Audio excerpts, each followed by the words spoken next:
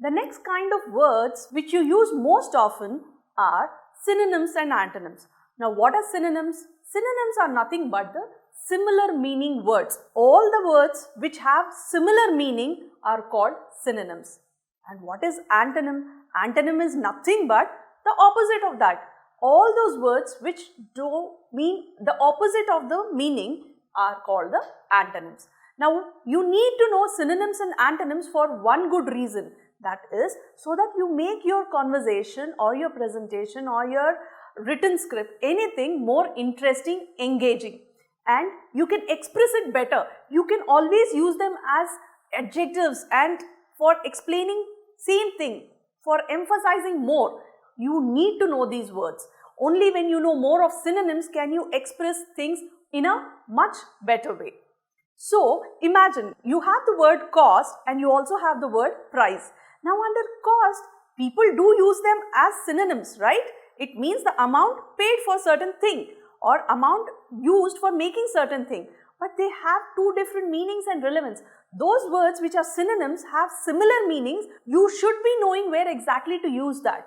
Because for a customer, the cost or price might be the same, the price at which you are buying a product. But when it comes to a producer, the cost is different and the price is different. The cost is the amount which he spends on making that, whereas the price would be that at which he is going to sell it. So you need to understand very well what are the synonyms of any word, but you also need to know how to use them.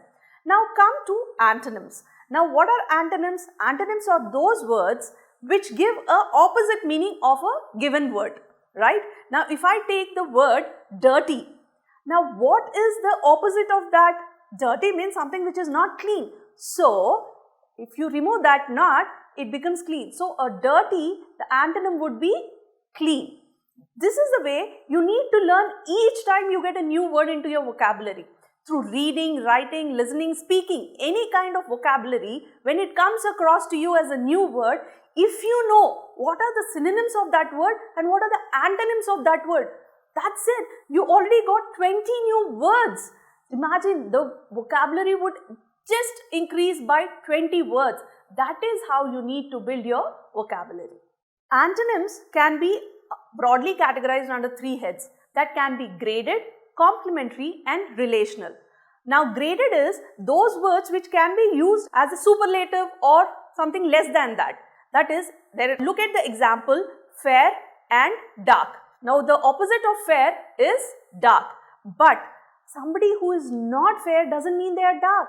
They are not as much fair, but they are not definitely dark. So these are the words which are graded antonyms. The second category is that of a complementary, where they are, exact meanings, push, pull. Now these two words are antonyms. They mean exactly opposite of that. They complement each other as an antonym. The third category is relational. Now imagine what is the opposite of husband? Becomes wife, right? But that doesn't mean they are opposite meaning. But it is just that relationship in which they are becoming as an antonym. They are not against each other. So these are the different categories of antonyms. Now antonyms most often are made with adding a prefix. Like, now you take the word like, what is the opposite of that? It is unlike or dislike. Now these are the ways of creating your own antonyms. It's not your own antonyms of course, but these are the ways of creating antonyms. So it is very important for you to know the word, then it becomes very easy for you to know the antonym. But friends, let me again remind you at the cost of repetition that you need to read, learn, speak as much as possible in the language you want to communicate for you to build up the vocabulary. Automatically your whole communication, this whole process will become very easy. So friends, we have realized that antonyms and synonyms, for you to know more of them, you need to read more, you need to listen more, you need to talk more. But each time you know a word, a new word, I asked you to check what are the synonyms of that word and also the antonyms of that word. In that way, we are going to build our vocabulary more by 30 words, 20 to 30 words for sure. Now remember that also not just knowing the meaning, you should also learn how to use them in sentences. So each time you come to a new word, know the synonyms, know the antonyms. And with each of the synonym, if you can form a sentence and relate yourself with that sentence, then the meaning and the sentence will be taken into your mind so much that you will never be able to forget that word. So it is permanently etched into your vocabulary. You will never have to look back or think about what that word means. So each time you come across the new word, what are you going to do from now on? Check for the synonyms, check for the antonyms. Where will you get these? From the dictionary. The minute you know what are the antonyms and the synonyms, please form the sentences yourself. Don't look into the books or examples or in your internet. Try knowing the meaning, and through that meaning try to make the sentence. Then your vocabulary will be much more than what it used to be. Under synonyms and antonyms, friends, you could be asked questions in two different ways. First way, you could be directly given a word and a choice of words from which you need to choose what is the meaning which expresses, what is the meaning that word has, or what is the opposite of that meaning. That is one way of asking the question. The second way of asking the question is that you are given a sentence and then a word is highlighted, and then you are asked what does that mean or what does that not mean, exactly opposite to that from the choices given. Now these are the two ways of asking you the questions. Now don't get confused. For you to answer the first type of questions, you need to know the meaning, because there you cannot contemplate based on the context and all.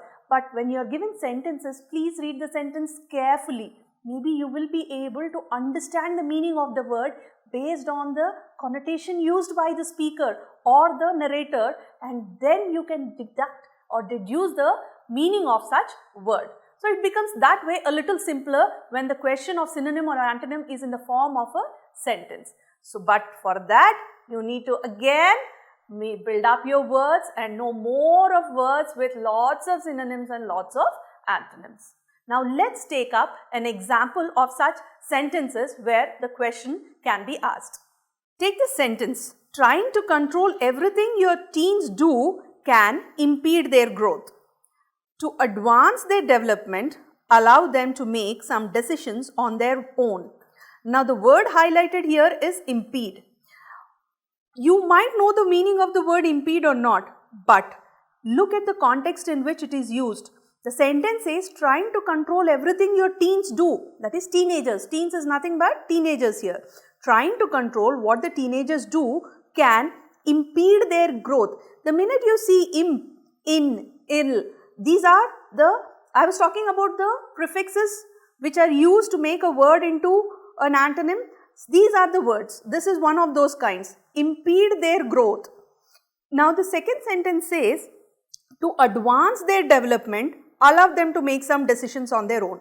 So here if you see the context, it's saying that everything you control, something happens to their growth. So to advance their development, you want them to grow, allow them to make some decisions on their own. That means you should not control. That means here it is something negative to do with the growth. Based on the context, you can easily understand this.